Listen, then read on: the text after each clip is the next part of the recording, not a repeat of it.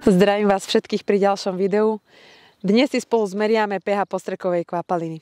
pH postrekovej kvapaliny má veľký vplyv na účinnosť väčšiny prípravkov. Jedná sa hlavne o insekticídy, ale ide aj o niektoré druhy herbicídov a fungicídov.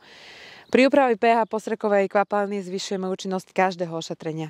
V našej ponuke nájdete Tron pH, ktorý okrem úpravy pH vody má aj protipenivý a zmáčavý efekt.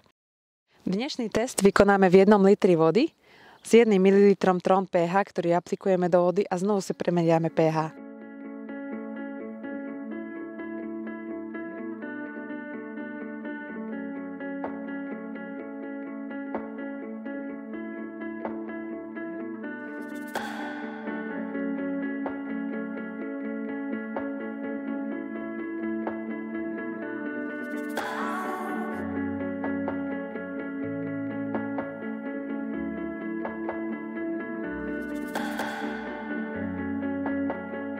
Teraz si pozrieme výsledok.